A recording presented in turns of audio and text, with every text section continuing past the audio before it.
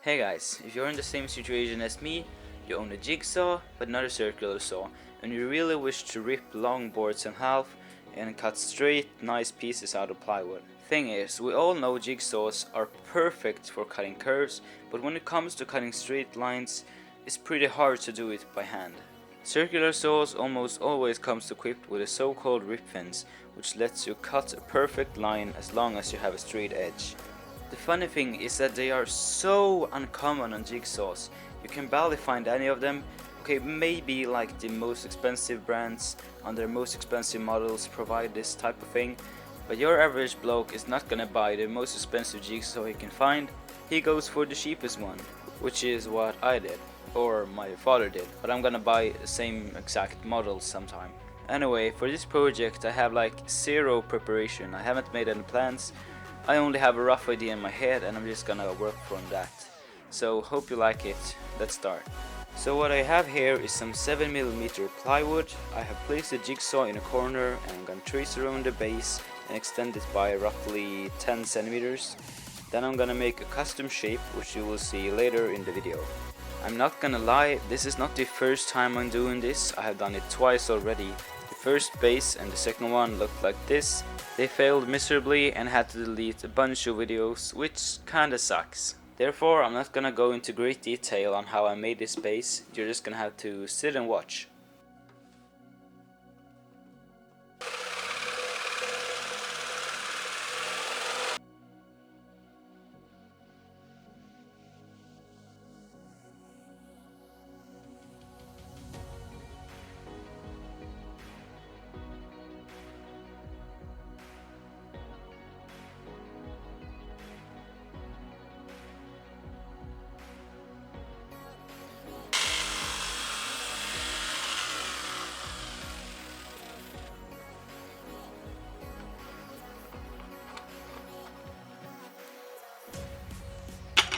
So these two parts that I just made sits on here and prevent the jigsaw from falling off the platform sideways.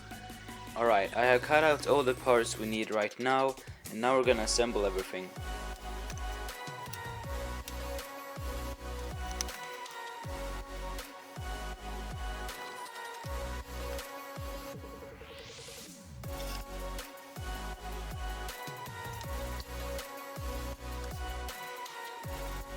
Oh, looks like I messed up. All of these should be 1 centimeter to the left.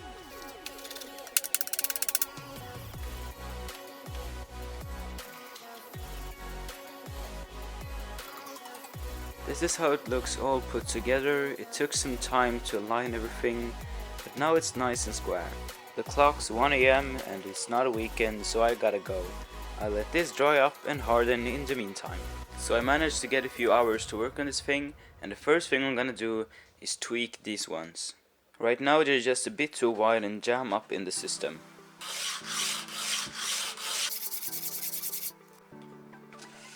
Well, much better than before. Alright, now I need to make some type of enclosure that keeps this in place as well as the jigsaw.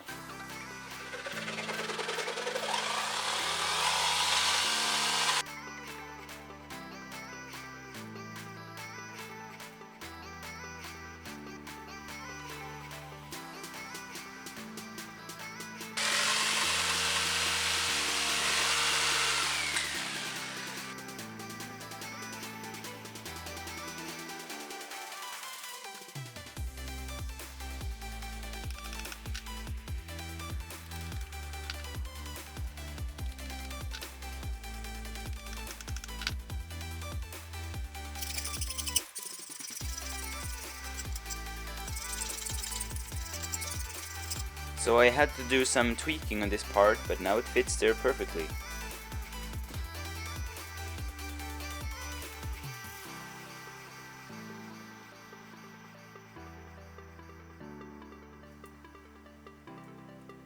Right now I'm figuring out the system to lock these in any position I want, and I think I've got an idea.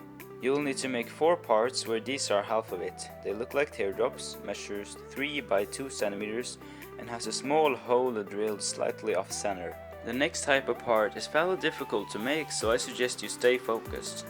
Now I'm gonna use some 60mm thick beechwood. I got it from IKEA and it is pretty solid.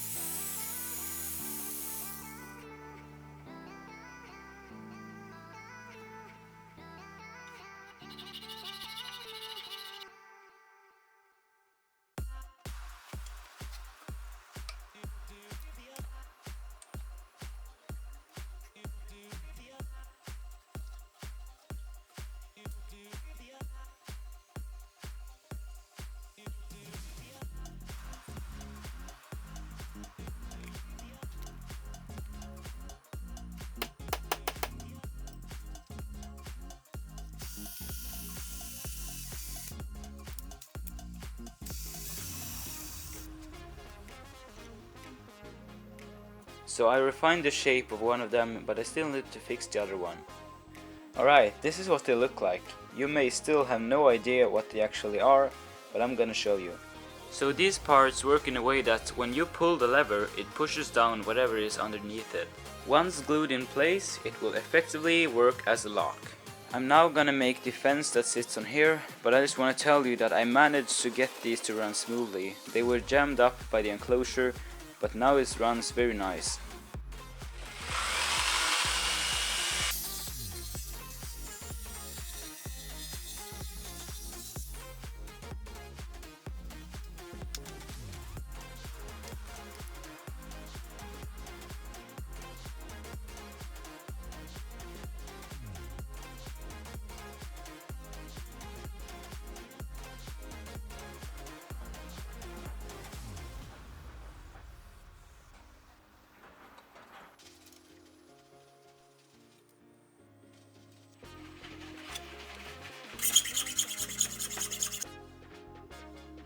So I sanded this guide rail and glued it onto these two strips. Now it is very hard to get this thing square, but I figured if I just clamp these together it will align itself.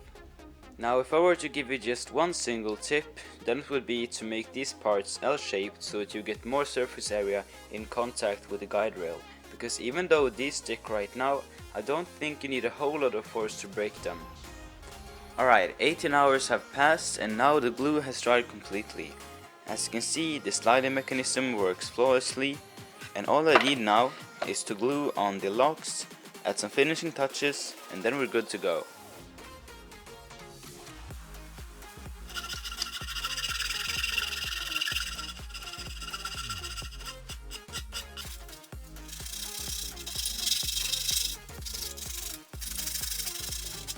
I sanded this thing like everywhere I could think of, and for like the first time ever, I didn't go above 80 grit. That's almost worth celebrating. It feels so nice to not overwork things, like seriously. Now, where was I? Oh.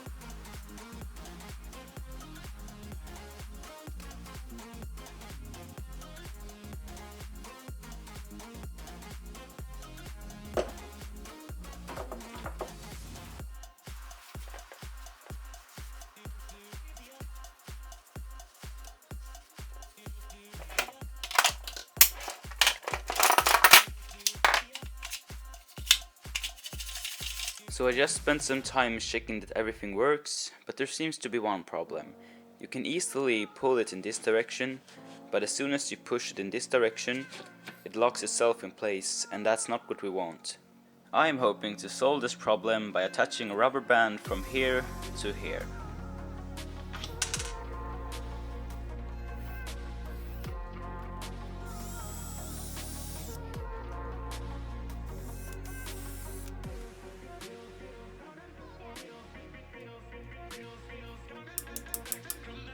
Alright, we're almost done. All I have to do now is to cut out the slot for the blade as well as oil this thing.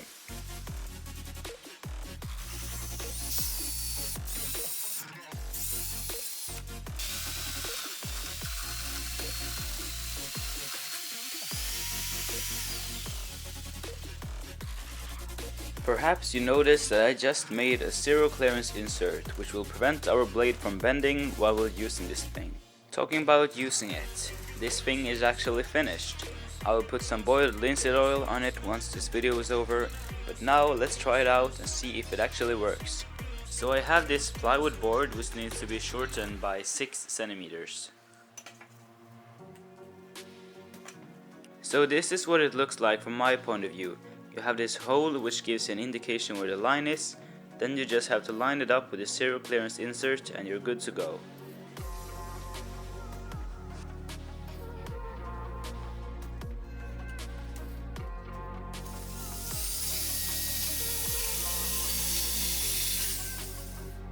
It might be a good idea to clamp the board down.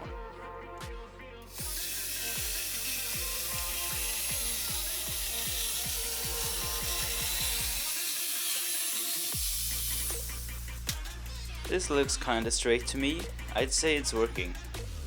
Now the great thing about this design is that you can cut almost 25 centimeters in width, and there's nothing stopping you from going beyond that. If you decide to make these strips out of solid wood like, say, oak, then you could most likely go up to 50 centimeters in width. Now if I were to bring up something bad with this design, it would definitely be the lock system. I mean, despite looking very great, they don't really work. Vibration caused them to release themselves, and in all honesty, just don't recreate this exact part, will you? Thanks. Now, do I have a solution? Yeah, I believe so. The plan is to have a straight piece like this with a pivot point, and then there will be a fixed wooden block, and then I will have a screw going straight through it, and whenever you tighten the screw, this thing pivots down, pressing down onto the rails. Hopefully that made some sense. If not, I will show you in a future video. Actually, I will put it in a future video anyway, but if you understood it, congratulations to you! Alright, that was all I have for today. If you liked the video, which you obviously did, please leave a like and subscribe to my channel for future videos. I'll be back soon, and I'll see you next time. Bye.